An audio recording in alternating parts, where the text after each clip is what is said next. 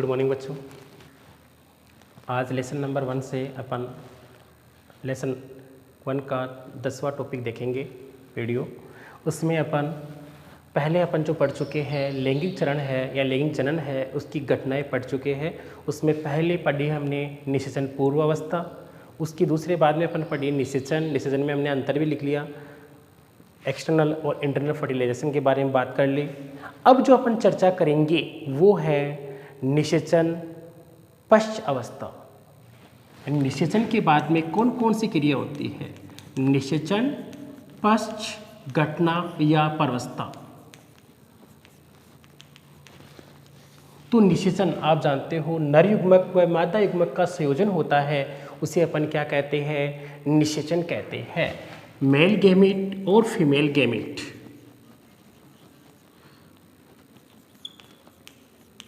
युग्मक और female gamete, इन दोनों का आपस में संलयन होना क्या कहलाता है? निषेचन कहलाता है या फर्टिलाइजेशन कहलाता है।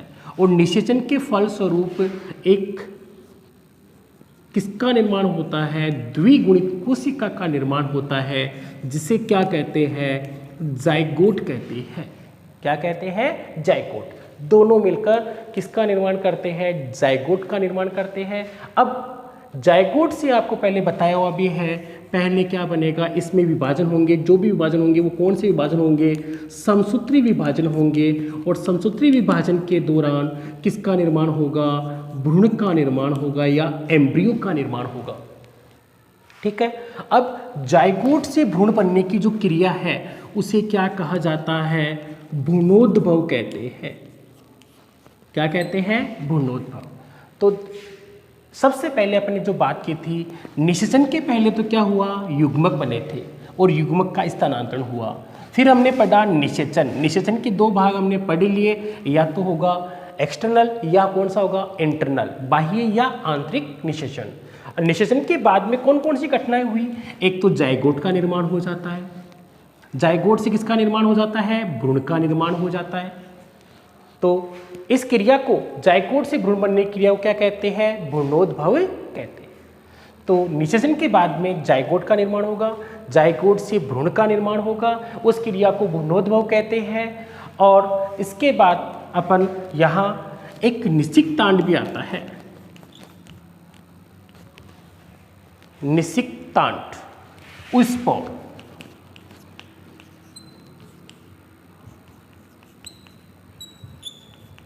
कुछ शैवाल है और कवक है। शैवाल या कुछ कवकों में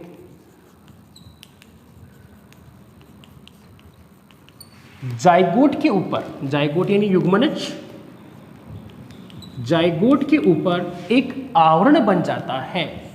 जाइगोट है, ये जाइगोट मान लीजिए आप, जाइगोट के ऊपर एक आवरण बन जाता है, तो उसे अपन क्या कहते हैं? निषिक्तांड या क्या कहते हैं? उस्पोर। ये जो ऊपर आवरण बनता है वो इसकी विपरीत परिस्थितियों में या प्रतिकूल परिस्थितियों में क्या करता है? सुरक्षा करता है। प्रतिकूल परिस्थितियों में सुरक्षा करता है। जैसी अनुकूल परिस्थिति आ जाती है ये बाहर की भित्ति हट जाती है और जो स्पोर फिर भ्रूण का निर्माण कर लेते हैं। तो यहाँ एक आपको अलग से ध्यान रखना है, निषिक्तांड क्या होता है? तो शैवाल और कवकों में जाइगोट के चारों ओर एक आवरण बन जाता है प्रतिकूल परिस्थितियों में, जिसे अपन क्या कहते हैं? निषिक्तांड या क्या कहते हैं? उस्पोर कहते हैं। अब एक बार क्वेश्चन आया हुआ है बोर्ड में 2012 में कि एक पुष्प में निषेचन के पश्चात कौन कौन सी घटनाएं होती हैं?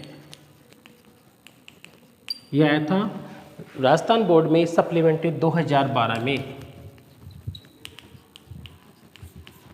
तो आप जानते हो पुष्प में निषेचन के बाद में, अब बताओ निषेचन के बाद में कौन सी क्रिया होगी? निषेचन के बाद में एक तो पहली है, पुष्प में किसका निर्माण होता है? जाइगोट का निर्माण होता है। और जाइगोट से क्या बन जाएगा? भ्रूण बन जाएगा। फिर निषेचन के बाद में आपको ये भी ध्यान है किसका निर्माण होता है, भ्रूणपोष का निर्माण होता है, जो भ्रूण को क्या प्रदान करता है, पोषण प्रदान करता है। दूसरा पॉइंट हो जाएगा। तीसरा, अंडा से आपको पता है क्या बनाता है, फल का निर्माण कर देगा, निषेचन के बाद में बनेगा फल। फिर बीजांड है वो क्या बनाएगा, बीज बनाएगा, और बीज में क्या सुरक्षित रहता है, भ्रूण। तो 4 पॉइंट तो आपको पहले बताए हुए भी हैं, वो दोबारा लिख देने हैं। पुष्प में जायगोट का निर्माण होगा, जायगोट से भ्रूण का निर्माण होगा, और भ्रूणपोष बनता है जो भ्रूण को पोषण प्रदान करता है। अंडा से है उससे फल बनता है, बीजांड से बीज बनता है, और जो भी बाह्य दल है, पुंकेसर है, वो क्या हो जाते हैं, गिर जाते हैं। ठीक है, बैंगन में क्या रहता है, चिरस्थायी। तो आपको ये 5 पॉइंट इसके बारे में आपको लिखने होते हैं। तो ये हो गया यहाँ तक कंप्लीट। अब यहाँ बात करते हो भ्रूणोद्भव की। भ्रूणोद्भव आपको पता है कि नर युग्मक और मादा युग्मक के संयोजन से जायगोट का निर्माण होगा, और जायगोट से किसका निर्माण होगा, भ्रूण का। ठीक है, तो प्राणियों में ये भ्रूण बनने की क्रिया है या भ्रूण की उत्पत्ति और विकास के आधार पर प्राणियों को 2 भागों में बांट दिया। भ्रूण विकास या उत्पत्ति के आधार पर कितने भागों में बांट दिया, 2 भागों में। एक है अंड प्रजनक और एक है सजीव प्रजनक।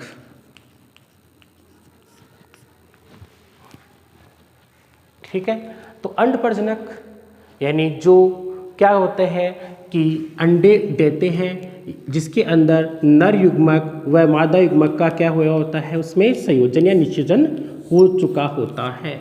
ऐसे प्राणियों को क्या कहते हैं, अंड प्रजनक। यानी अंडे जो उत्पन्न करते हैं उस जनकों को अपन क्या बोलते हैं, अंड प्रजनक कहते हैं। यानी ऐसे प्राणी जो अंडे देते हैं या निषेचित अंडे उत्पन्न करते हैं उन्हें क्या कहते हैं, अंड प्रजनक। इस अंडे में इनका भ्रूण क्या रहता है, सुरक्षित रहता है। फिर सजीव प्रजनक, ऐसे प्राणी जो क्या देते हैं, बच्चे उत्पन्न करते हैं, तो उन्हें अपन क्या कहते हैं, सजीव प्रजनक कहते हैं। बच्चे उत्पन्न करेंगे उन्हें अपन क्या बोलते हैं, सजीव प्रजनक। जैसे मनुष्य है, गाय भैंस है, वो सजीव प्रजनक हो गए। अंडे देने वाले हैं तो उन्हें क्या बोलते हैं, अंड प्रजनक। जैसे मुर्गी है, इनके अंदर। अब अपना एक लास्ट पॉइंट रहेगा इस चैप्टर में, फिर पूरा चैप्टर कंप्लीट हो गया है। चैप्टर कंप्लीट होने के बाद में आपको नोट्स के साथ में जो NCERT बुक के क्वेश्चन आंसर है वो भी करने हैं, मैं आपको भेज दूंगा। अगर आपने कुछ पहले क्वेश्चन कर लिए हैं उनको करने की ज़रूरत नहीं है, बाकी सभी क्वेश्चन को आपको नोटबुक में करना है, और कोई क्वेश्चन समझ में नहीं आपको पूछना है। छोटा टॉपिक रहा है अभी, वो देखिए आप। पहला क्वेश्चन फिर कंप्लीट हो जाएगा।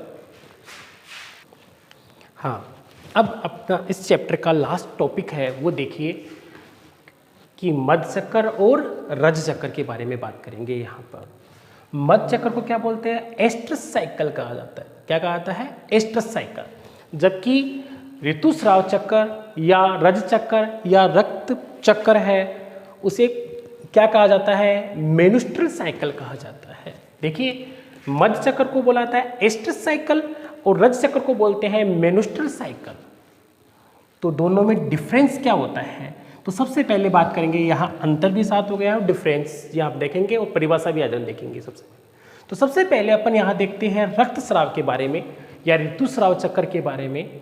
तो जो प्राइमेट स्तनधारी होते हैं, प्राइमेट स्तनधारी है, बंदर है, मनुष्य है, इनकी केवल मादाओं की बात करें तो अंडाशय में होने वाले परिवर्तन, जनन मार्ग में होने वाले, हार्मोनों में होने वाले जो चक्रीय परिवर्तन होते हैं उसे क्या कहा जाता है, ऋतुस्राव चक्कर या रज चक्कर कहा जाता है। जो 28 से लेकर 29 दिन के अंतराल पर ये क्रिया हर महीने वाइज होती रहती है। 28 से 29 दिन के अंतराल पर यह क्रिया होती है। तो ऋतुस्राव चक्कर में क्या होता है कि प्राइमेट स्तनधारी में किसकी बात करेंगे अपन, कौन आते हैं, बंदर आते हैं, मनुष्य आते हैं। तो उनकी मादाओं में जो अंडाशय में, जनन मार्ग में और जो हार्मोनों में भी जो चेंजेस होते हैं उन चेंजेस को अपन क्या कहते हैं, ऋतुस्राव चक्कर या क्या कहते हैं, रज चक्कर कहते हैं। ठीक है, अगर इस प्रकार की क्रिया होती है तो एक तो एंडोमेट्रियम का क्या होता है, क्षरण होता है, और कौन सी क्रिया होती है, रक्तस्राव। जैसे अपन अगर मादा जनन तंत्र की बात करें यहाँ, तो इस प्रकार से होता है। यहाँ पर अंडाशय पाए जाते एक जोड़ी। तो यहाँ गर्भाशय की जो आंतरिक दीवार होती है, ये आंतरिक दीवार होती है, इसे क्या कहा जाता है, एंडोमेट्रियम कहा जाता है। गर्भाशय की आंतरिक दीवार है, उसको क्या कहते हैं, एंडोमेट्रियम। तो जब ये क्रिया होती है, रक्त का स्राव होता है, तो एंडोमेट्रियम क्या होती है, नष्ट होती है, और ये योनि मार्ग के दौरान यहाँ रक्त और एंडोमेट्रियम है, यानी रक्त स्राव की क्रिया होती है। योनि मार्ग से कौन सी क्रिया होती है, रक्त स्राव की क्रिया।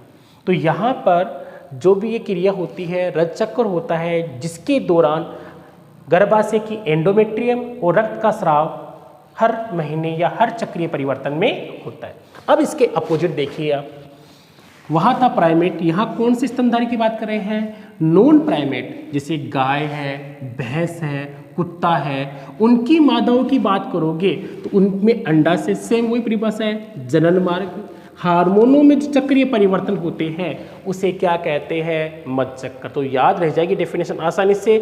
प्राइमेट स्तनधारियों की मादाओं में अंडाशय, जनन मार्ग, हार्मोनों में परिवर्तन को रज चक्र कहते हैं।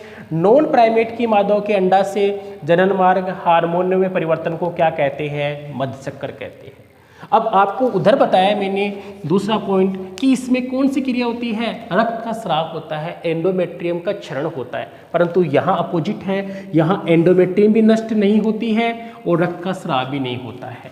यानी जो भी ये काल होता है उस समय न तो एंडोमेट्रियम नष्ट होती है और न ही रक्त का स्राव होता है। तो यहाँ रज चक्कर में तो रक्त का स्राव होगा, जबकि यहाँ रक्त का स्राव नहीं होगा। तीसरा अंतर देखना, जो गाय है, भैंस है, कुत्ता है, इनमें क्या होता है कि जब मादा के रक्त में किसकी मात्रा बढ़ जाती है, एस्ट्रोजन की मात्रा बढ़ जाती है। मादा में किसकी मात्रा बढ़ जाती है, रक्त में एस्ट्रोजन की मात्रा बढ़ जाती है, तो उस काल को अपन क्या कहते हैं, उष्मीय काल। क्या कहते हैं, उष्मीय काल। यानी इनके अंदर गाय, भैंस, कुत्ता, तो इनके अगर ब्लड में, मादा के ब्लड में किसकी मात्रा बढ़ जाए, एस्ट्रोजन की मात्रा बढ़ जाए, तो उसे क्या कहते हैं, उष्मीय काल। उष्मीय काल में क्या होगा कि इनकी संभोग की या सेक्स की तीव्र इच्छा होती है। इस समय संभोग की तीव्र इच्छा होती है, जबकि इस प्रकार से मनुष्य में अंडोत्सर्ग के समय कोई भी उष्मीय काल नहीं पाया जाता।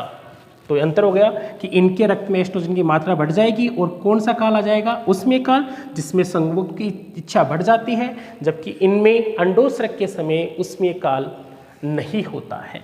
एग्जाम्पल पूछे तो गाय, भैंस, कुत्ता, ये तो हो गया किसके लिए, मध्यचक्र के लिए, और मनुष्य है, बंदर है, वो किस चक्कर में आता है, रज चक्कर में। ये एग्जाम्पल होगा। अब देखो ये थोड़ा सिलेबस से बाहर है, फिर भी ध्यान रखना।